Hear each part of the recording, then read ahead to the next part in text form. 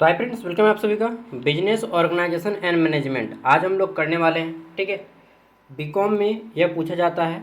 अब सेमेस्टर कोई भी हो, किसी यूनिवर्सिटी में सेमेस्टर 1 में पूछा जाता है, तो किसी में सेमेस्टर 2 में, तो किसी में सेमेस्टर 3 में, ठीक है। तो कुछ एग्जांपल भी मैं दे सकता हूँ, जैसे कि रांची यूनिवर्सिटी में सेमेस्टर 1 में पूछा जाता है, SKMU दुमका में सेमेस्टर 3 में पूछा जाता है, तो BBMKU में सेमेस्टर 2 में पूछा जाता है, धनबाद यूनिवर्सिटी में। तो अलग अलग यूनिवर्सिटी में अलग अलग जगह पे ये पूछा जाता है, ठीक है। पढ़ना ऑल ओवर इंडिया सब में काम देगा ये। चले जानते हैं बिजनेस ऑर्गेनाइजेशन एंड मैनेजमेंट के इंपॉर्टेंट क्वेश्चन विद आंसर, ठीक है। ये क्वेश्चन पेपर है और साथ में हम लोग आंसर भी देखेंगे, ठीक है। तो चलिए शुरू करते हैं। और इससे पहले अगर आप झारखंड के हैं, ठीक है, और SKMU दुमका के हैं, झारखंड के हैं, SKMU दुमका यूनिवर्सिटी के हैं, तो आप हमारा ऐप ज्ञान सागर ऐप प्ले वीडियो के डिस्क्रिप्शन में लिंक मिल जाएगा, वहाँ से इंस्टॉल कर लीजिएगा, ठीक है। चलिए अब हम लोग काम की बात करते हैं, क्वेश्चन आंसर देखते हैं। आप किसी भी यूनिवर्सिटी से हो, डजेंट मैटर, अगर आपका ये सब्जेक्ट है तो काम देगा। फुल मार्क्स 75, टाइमिंग 3 आवर, ठीक है। देखते हैं तो क्वेश्चन क्या है। ग्रुप ए में हमारा सबसे पहला क्वेश्चन यहाँ पे देखिए, 1 मार्क्स वाले 5 क्वेश्चन हैं। तो पहला क्वेश्चन है, सभी प्रश्नों के उत्तर दें। व्यवसाय के मुख्य उद्देश्य क्या है? What is the main objective of business? इन सभी के आंसर अभी हम लोग करेंगे। तो 1 मार्क्स वाले टोटल यहाँ पे 5 क्वेश्चन है, ठीक, ई नंबर तक। फिर क्वेश्चन नंबर यहाँ पे 5 के 2 क्वेश्चन है। पार्षद अधिनियम क्या है? संयुक्त पूंजी कंपनी को परिभाषित करें। ये 5 मार्क्स वाले। फिर आता है ग्रुप बी, जो आपका 15 मार्क्स का है, ठीक है। और 15 मार्क्स वाले क्वेश्चन नंबर 4 से शुरू होकर क्वेश्चन नंबर 9 तक जाता है, ठीक है। चलिए इन सभी के क्वेश्चन के साथ हम लोग आंसर करते हैं। तो सबसे पहला ग्रुप ए, व्यवसाय का मुख्य उद्देश्य क्या है? मैं थोड़ा डिटेल में आपको बताऊंगा, आपको इतना डिटेल में नहीं लिखना है, आपको थोड़ा सा शॉर्ट में लिखना है। What is the main objective of business? व्यवसाय का मुख्य उद्देश्य क्या है? सबको मालूम है व्यवसाय का मुख्य उद्देश्य क्या है? लाभ कमाना, ठीक है, लोगों को सेवा प्रदान करना और बदले में लाभ कमाना। तो व्यवसाय का मुख्य उद्देश्य लाभ कमाना। आप एक वर्ड में आंसर कीजिएगा, 1 मार्क्स के लिए काफ़ी है। लाभ के बिना कोई भी व्यवसाय लॉन्ग टर्म, दीर्घकाल तक, ठीक है, सस्टेन नहीं करेगा। लाभ से ही व्यवसाय का विस्तार होता है और कर्मचारियों को वेतन मिलते हैं, नए संसाधन और इन्वेस्टमेंट यानी कि निवेश आता है। सामाजिक उत्तरदायित्व, सोशल रिस्पॉन्सिबिलिटीज़ को इसी नज़रिए से परिवहन किया जाता है जब हमें लाभ ज़्यादा होता है, मुनाफा ज़्यादा होता है, ठीक है। और पब्लिक सेटिस्फैक्शन भी होना चाहिए, केवल लाभ कमाने से नहीं बल्कि लोगों की संतुष्टि भी होनी चाहिए। अगला जाता है, right the maximum number of member in a private company, ठीक है। एक निजी कंपनी में अधिकतम सदस्यों की संख्या कितनी हो सकती है? तो देखिए 200 हो सकती है। कितनी? 200। और यह किस अधिनियम के तहत? तो कंपनी एक्ट 2013 के अधिनियम के तहत यह रखा गया है कि एक कोई भी प्राइवेट कंपनी में अधिकतम 200 सदस्य 200 मेंबर हो सकते हैं, ठीक है। निजी कंपनी में न्यूनतम 2 और अधिकतम 2 सदस्य हो सकते हैं, ठीक है। चलिए question number C, Henry Fayol low was born in which year? तो हेनरी फेयोल ने किस वर्ष ये जो हेनरी फेयोल का जन्म किस वर्ष में हुआ? मुझे लगा हेनरी फेयोल का जो सिद्धांत दिया गया है वो पूछा गया, लेकिन हेनरी फेयोल का जन्म पूछा गया है। तो देखिए हेनरी फेयोल जो है ये फ्रांस के व्यक्ति थे और इनका जन्म 1841 में होता है। वे मैनेजमेंट, फादर ऑफ मैनेजमेंट कहे जाते हैं, प्रबंधन के मैनेजमेंट कहे जाते हैं। इन्होंने 14 प्रबंधन के सिद्धांत दिए हैं, 14 प्रिंसिपल ऑफ मैनेजमेंट। किसने दिए हैं? हेनरी फेयोल ने। और एक नाम सुने होगा आपने, MBA, हर कोई सुने होंगे MBA। BBA एक होता है course, BBA bachelor in business administration, एक होता है MBA master in business administration. BBA के बाद, जैसे आप लोग BCom के बाद MCom करते हैं, BBA वाले MBA करते हैं। तो MBA वाले स्टूडेंट को हेनरी फेयोल के बारे में पूरा डिटेल में पढ़ना होता है, ठीक है। चलिए आगे देख लेते हैं। नेक्स्ट आप बोलिएगा आप क्या किए हैं मैनेजमेंट, तो आप बता रहे हैं आपको कैसे मालूम है? अरे भाई मैंने किया है MPA, ठीक है, मास्टर इन पब्लिक एडमिनिस्ट्रेशन, तो मुझे भी इनके बारे में पढ़ने को मिला है। अगला आ जाता है ऑब्जेक्ट, ठीक है, clauses in mention in which document of company. उद्देश्य जो है वाक्य का उल्लेख कंपनी के किस दस्तावेज में किया जाता है? ठीक है। कोई भी कंपनी खुलती है तो उसका एक मोटिव होता है, ठीक है। और वेबसाइट में भी चेक करेंगे तो लिखा रहता है ऑब्जेक्टिव ऑफ दिस कंपनी, ठीक है। तो उद्देश्य वाक्य जो है यह कहाँ पे पाया जाता है, यह आपका मेमोरेंडम एसोसिएशन, ठीक है। हिंदी में बोलते हैं, क्या बोलते हैं इसको, समझौता, और क्या बोलते हैं यार, ठीक है। तो मेमोरेंडम ऑफ एसोसिएशन में उनके ऑब्जेक्टिव्स, उद्देश्य लिखे जाते हैं। यह कंपनी के उद्देश्य और कार्य क्षेत्र की सीमा का निर्धारण करता है कि कंपनी किस फील्ड में काम करना चाहती है और पब्लिक को क्या सर्विस प्रोवाइड कराना चाहती है, ठीक है। आगे देख लेते हैं, अगला क्वेश्चन है हमारा, राइट द नेम ऑफ, क्या, तो लेवल्स ऑफ मैनेजमेंट, प्रबंधन के स्तर कितने होते हैं ये बताइए, ठीक है। तो देखिए प्रबंधन के 3 प्रमुख स्तर हैं, कौन कौन सा, टॉप लेवल मैनेजमेंट, एक टॉप लेवल का मैनेजमेंट होता है, ठीक है। उसको बोलते हैं कि एकदम फर्स्ट क्लास या सजा के रखा है, ठीक है, प्रबंधन करके रखा है, टॉप लेवल मैनेजमेंट। एक होता है मिडिल लेवल मैनेजमेंट, जो कि आम आदमी के लिए किया जाता है। सपोज दैट किसी आप 5 स्टार होटल में जाते हैं तो टॉप लेवल का मैनेजमेंट है, एक जस्ट एग्जाम्पल दे रहे हैं। थोड़ा सा कहीं पे जा रहे हैं ढाबा वगैरह में, ठीक है, तो वो आपका मिडिल लेवल का मैनेजमेंट है।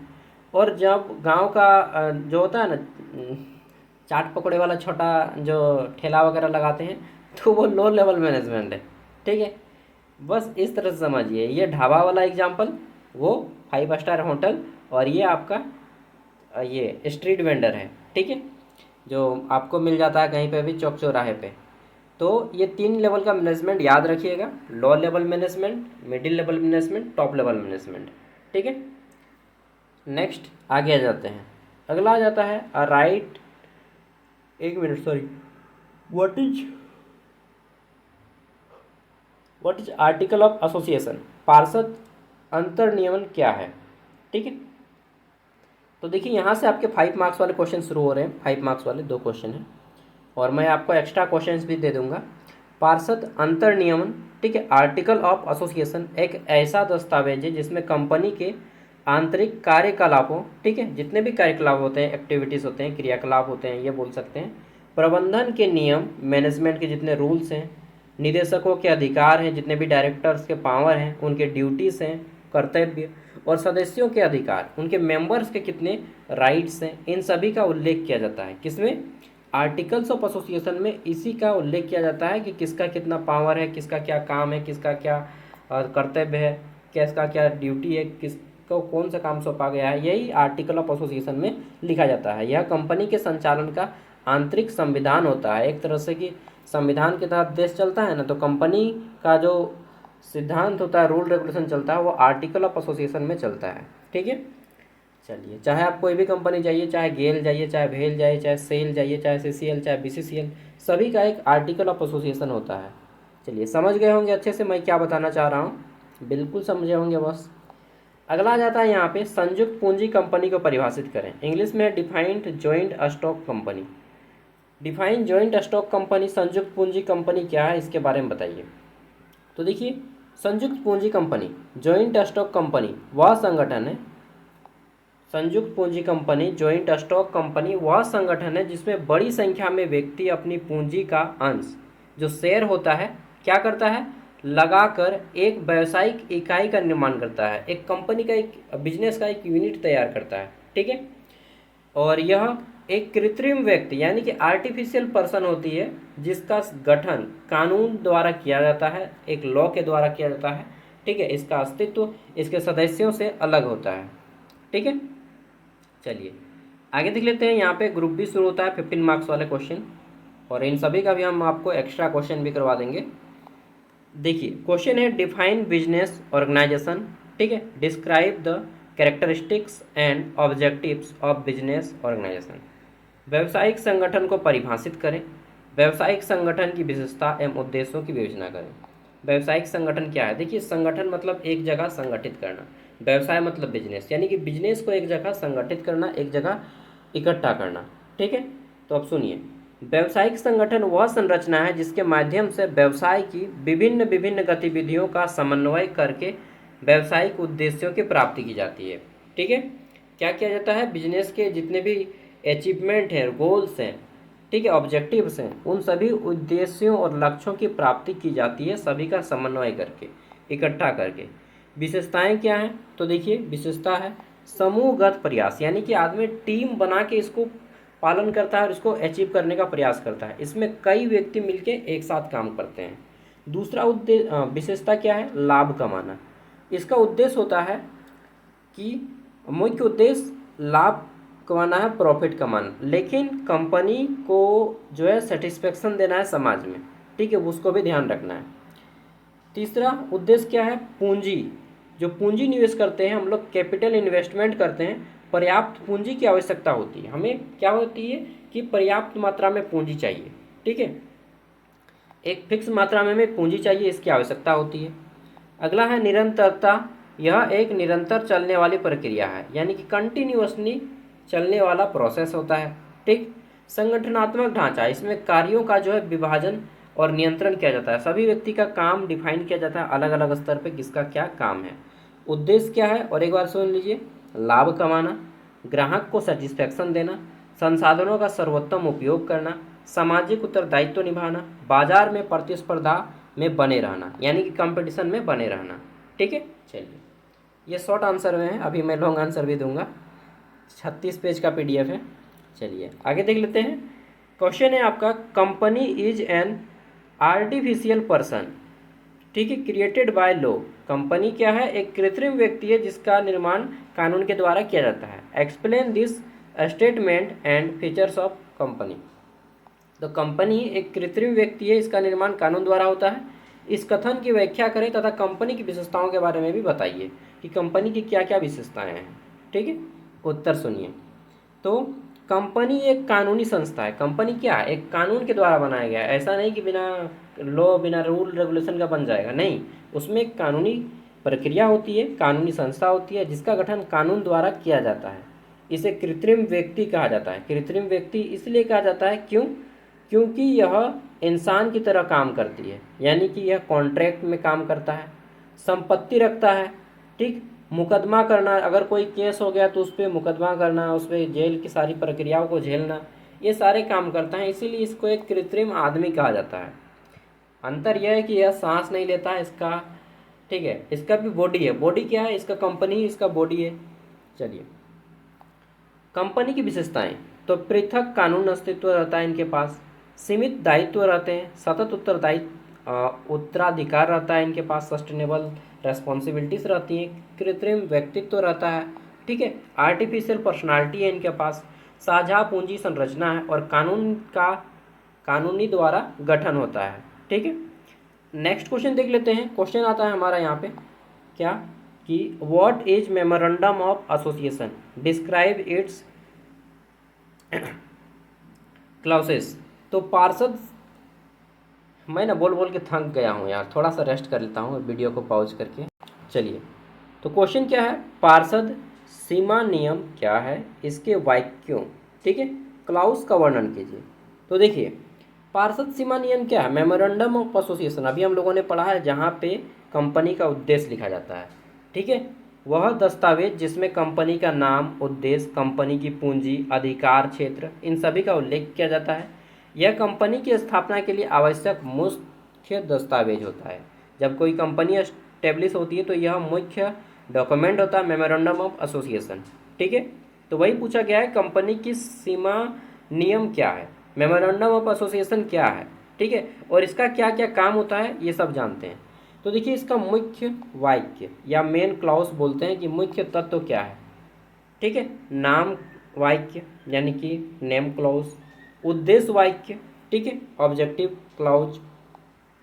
आगे देख लेते हैं, स्थिति वाक्य यानी कि सिचुएशन वाक्य, पूंजी वाक्य यानी कि कैपिटल क्लॉज, देयता वाक्य लायबिलिटी क्लॉज और सदस्य वाक्य यानी कि सब्सक्रिप्शन क्लॉज, ठीक है।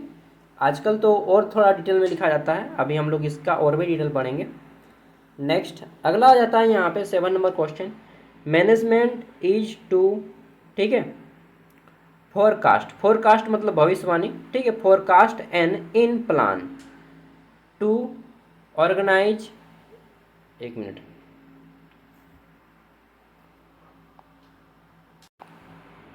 क्या है ना कि मुझे बार बार प्यास लग रहा है यार, और मैं छत के ऊपर में बैठा हूँ, पानी की मतलब धूप भी है थोड़ा सा, तो यहाँ पे है, ठीक है। Organise to command to coordinate and control elucidate this statement. मतलब इस कथन को आपको स्पष्ट करना है। चलिए, तो प्रबंधन से आप क्या समझते हैं, मैनेजमेंट क्या है? भविष्यवाणी और नियोजन करना, संगठन करना, आदेश करना, समन्वय करना, नियंत्रण करना, इन सभी बातों को आपको बताना है एक कंपनी के प्रबंधन के रिगार्डिंग। ठीक है, तो देखिए हेनरी फेयोल अभी हम लोगों ने पढ़ा है, फादर ऑफ मैनेजमेंट के नाम से जाने जाते हैं, और 14 प्रिंसिपल का थ्योरी भी दिए हैं हेनरी फेयोल। हेनरी फेयोल के अनुसार प्रबंधन एक प्रक्रिया है जिसमें भविष्य की, किसकी, भविष्य की भविष्यवाणी, योजना बनाना, ठीक, संगठन बनाना, कर्मचारियों को आदेश देना, उसके अलावा समन्वय स्थापित करना तथा नियंत्रण करना शामिल है। यह संगठन के उद्देश्य की पूर्ति हेतु सभी कार्यों का सुव्यवस्थित संचालन सुनिश्चित करती है। अब बोलिएगा भाई साहब बहुत छोटा आंसर नहीं हो गया? छोटा आंसर है, अभी डिटेल में देंगे आपको नीचे में। 8 नंबर क्वेश्चन है हमारा, explain the line organisation and describe its merit and demerits. रेखा संगठन की व्याख्या कीजिए तथा इसके गुण और दोषों को बताइए। तो देखिए रेखा संगठन क्या है? रेखा संगठन वह प्रणाली है जिसमें आदेश ऊपर से नीचे की दिशा में प्रवाहित होता है। जैसे हम लोग बोलते हैं ना कि ऊपर से ऑर्डर आया भाई, इसमें हम कुछ नहीं कर सकते हैं, ठीक है, हेडक्वार्टर से ऊपर से ऑर्डर आया है तो सबको फॉलो करना पड़ेगा। तो यही है रेखा लाइन, वह प्रणाली है जिसमें आदेश ऊपर से नीचे की दिशा में प्रवाहित होता है और प्रत्येक कर्मचारी अपने ऊपर के अधिकार की उत्तरदायित्व है। ठीक है, जैसे आईजी जो होता है, इन चाहे डीजीपी मानिए, डीजीपी समझते हैं, डायरेक्टर जनरल ऑफ पुलिस। सभी डीजीपी ने सभी जिला के एसपी को आदेश दिया कि ये रूल फॉलो करना है। अब एसपी आदेश देगा सभी इंस्पेक्टर को कि हर कोई अपना अपना थाना में ये रूल फॉलो कीजिए। समझ रहे हैं? तो ये ऊपर का आदेश हो गया। इंस्पेक्टर को आम आदमी बोलता है कि आप ये क्या कर रहे हैं, तो ये बोलेगा कि नहीं भाई ये रोड जो सफाई हो रहा है वो ऊपर का आदेश से है। एसपी बोलेगा डीजीपी का आदेश से, डीजीपी बोलेगा सीएम का ऑर्डर से, सीएम बोलेगा नहीं हाई कमांड सेंट्रल गवर्नमेंट से आदेश आया है। तो इसी को बोलते हैं रेखा संगठन। आई होप कि आप समझ पा रहे होंगे। ठीक है, चलिए, उसी तरह से एक कंपनी में सीईओ होता है, एचआर होते हैं, ठीक है, फिर कंपनी के एम्प्लॉयज़ होते हैं, डायरेक्टर होते हैं। तो ये बोलते हैं कि कौन दिया आदेश, तो कंपनी के डायरेक्टर दिया सीईओ को, सीईओ फिर दे देता है एचआर को, एचआर दे देता है एम्प्लॉयज़ को। ठीक, इसी तरह से होता है सुपरवाइजर। नियंत्रण में आसानी, इसमें क्या होता है, इसका गुण कि आदेश की स्पष्टता होती है, नियंत्रण में आसानी होती है। ठीक है, अनुशासन में वृद्धि होती है। दोष क्या है, अधिक भार, शीर्ष प्रबंधन, लचीलापन में कमी आती है, अधीनस्थों की पहल में बाधा आती है। चलिए 9 नंबर क्वेश्चन है अंतिम, संचार को परिभाषित करें, इसकी विधि और महत्व बताइए। देखिए define communication, explain it's process and importance. Communication क्या होता है? कम्युनिकेशन संचार मतलब अपनी भावनाओं विचारों का किसी दूसरों को, व्यक्ति को समझाना। ठीक है, तो संचार वह प्रक्रिया है जिसके द्वारा एक व्यक्ति अपने विचार या संदेश या भावनाओं को दूसरे व्यक्ति में व्यक्त करता है और पहुंचाता है। ठीक है, ताकि परस्पर समझ विकसित हो सके और हम अपने भावनाओं उद्देश्यों को दूसरे व्यक्ति तक प्रकट कर सकते हैं।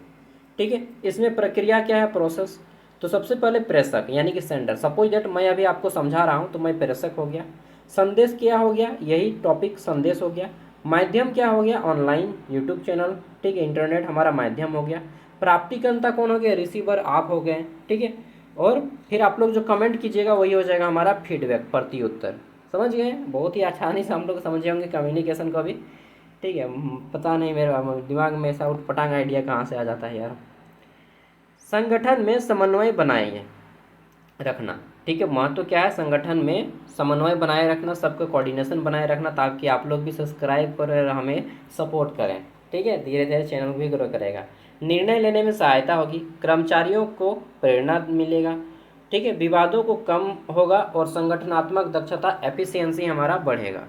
अब some other extra question answer से, ठीक है, तो जो लोग आप एसकेएमयू दुमका से हो, चाहे रांची यूनिवर्सिटी से हो, चाहे आप नीलांबर पीताम्बर यूनिवर्सिटी से हो या कोल्हान यूनिवर्सिटी से हो, अगर आपको ये सब्जेक्ट है, मतलब अभी तो नहीं, जब आपका एग्ज़ाम चलेगा उस टाइम पे, जैसे कि अभी एसकेएमयू दुमका की एग्ज़ाम चल रहा है, ठीक है, मतलब आप इन सभी यूनिवर्सिटी से हैं तो आपको ये चैनल सब्सक्राइब करना है और हमारा एक ये ऐप है ज्ञान सागर, उसको भी इंस्टॉल करके रख लेना है। ठीक है, और बाकी ऐप में विजिट कीजिएगा तो वहाँ पे आपको कोर्स मिलेगा 60 रुपया का, जो कि 4 साल के लिए कंप्लीट ग्रेजुएशन का कोर्स है 60 रुपया में। ठीक। ठीक है। चलिए, वो उनके लिए है जो कि इन सभी यूनिवर्सिटीज़ में से कोई एक में स्टे करते हैं। जैसे SKMU, एक बार बता देता हूँ अच्छे से, कोल्हान यूनिवर्सिटी, रांची यूनिवर्सिटी और नीलांबर पीताम्बर यूनिवर्सिटी, यही 4 यूनिवर्सिटी के लिए हमारा ऐप और चैनल को खास तौर पे रेडी किया गया है। फ्यूचर में हम लोग शुरू करने वाले हैं BBMKU का, अभी शुरू नहीं हुआ है बट उनका भी शुरू कर देंगे, BBMKU धनबाद यूनिवर्सिटी का, ठीक है। चलिए, तो ये हो गया। अब एक्स्ट्रा क्वेश्चन आंसर दिखा दे रहा हूँ आप लोग को। व्यवसाय के मुख्य उद्देश्य क्या है, what are the main objective of business, ठीक है, बिजनेस का मेन ऑब्जेक्टिव क्या होता है। तो देखिए, व्यवसाय का मुख्य उद्देश्य क्या है, लाभ कमाना। क्या कमाना, लाभ कमाना, प्रॉफिट कमाना, ठीक है। वही सारे क्वेश्चन से एक बार डिटेल में हम बता दे रहे हैं, ठीक है। लेकिन इतना बोल नहीं पाऊंगा, इसका PDF मैं वीडियो का डिस्क्रिप्शन में दे दूंगा, आप लोग इसका PDF का फ़ायदा उठाइए। और अगर कोई इन सभी यूनिवर्सिटीज़ से हैं तो ऐप को इंस्टॉल कर लीजिएगा, वीडियो का डिस्क्रिप्शन में है। ऐप में आपको सभी नोट्स दिया गया है, एक जगह पे खोजने की ज़रूरत नहीं होगी, सिर्फ 60 रुपया में एक जगह ये सभी नोट्स दिए जाएंगे, ठीक है। सब नोट्स, प्रीवियस ईयर क्वेश्चन हो गया, कंप्लीट नोट्स है, हर सेमेस्टर का नोट सिर्फ 60 रुपया में, 4 साल तक फ्री। इतना सस्ता तो कोई नहीं देगा यार, ठीक है। मुझे यकीन है इतना सस्ता आपके लिए कोई मेहनत नहीं करेगा, क्योंकि मैं झारखंड को आगे बढ़ाना चाहता हूँ और अपना भी काम मतलब आगे बढ़ाना चाहता हूँ, इसलिए थोड़ा सा फीस रखा हूँ, एकदम नॉर्मल सा फीस जो हर कोई अफोर्ड कर सकता है। चलिए, फिर भी मैं क्वेश्चन आंसर दिखा देता हूँ एक बार, ठीक है। सार्वजनिक और निजी कंपनी में क्या अंतर होता है ये बताइए। देखिए, यहाँ पे डिटेल में बताया गया है। प्रबंधन के कार्य क्या है ये बताइए, हेनरी फेवल का जो 14 प्रिंसिपल है, ठीक है, ये पढ़िएगा। पार्षद सीमा नियम क्या है, आगे देख लेते हैं। रेखा संगठन क्या होता है, ठीक, संचार की प्रक्रिया क्या है। नेक्स्ट आ जाता है पार्षद अंतर नियम क्या है, ये जानिएगा। फिर आ जाता है रेखा के संगठन गुण और दोष। डेफिनेटली ये आपके एग्जाम के लिए बहुत इंपॉर्टेंट है और डेफिनेटली यहाँ से क्वेश्चन आपका भिड़ेगा। अब देखिए, लॉन्ग आंसर टाइप के क्वेश्चन की बात कर लेते हैं। व्यावसायिक संगठन को परिभाषित करें, इसकी विशेषताओं और उद्देश्यों की विवेचना करें, ठीक है। आगे देख लेते हैं। नेक्स्ट, कंपनी की एक कृत्रिम व्यक्ति है जिसका निर्माण कानून होता है, इस कथन की व्याख्या कीजिए। यहाँ पे आपको डिटेल में आंसर मिलेगा, ठीक है। पार्षद सीमा नियम क्या है, इसके वाक्यों का वर्णन करें, क्लाउज का वर्णन करना है। नेक्स्ट आ जाता है हमारा यहाँ पे कि पार्षद अधिनियम को परिभाषित कीजिए तथा इसके महत्व बताइए, इसका भी आंसर है, ठीक है। प्रबंधन के कार्यों की व्याख्या करें। चलिए, 3 मतलब 1 घंटा अगर आप इस नोट्स को पढ़ेंगे ना तो पूरा नोट्स खत्म हो जाएगा और आपका शॉर्ट नोट्स माइंड में रेडी हो जाएगा, ठीक है। चलिए, लाइन भी कट गया यार, फैन भी ऑफ हो गया। Thank you for watching this video, bye bye. अगर आप झारखंड के इन चारों यूनिवर्सिटी में से किसी एक में हैं तो सब्सक्राइब कर सकते हैं, दूसरे यूनिवर्सिटी से हैं तो फिर आपको फ़ायदा होगा, लेकिन उतना फ़ायदा नहीं होगा जितना इन चारों यूनिवर्सिटीज़ को होगा। थैंक यू दोस्तों, बाय। माय नेम इज़ सागर साहब। लास्ट में इंट्रोडक्शन, पहले काम, ठीक है। जोहार झारखंड।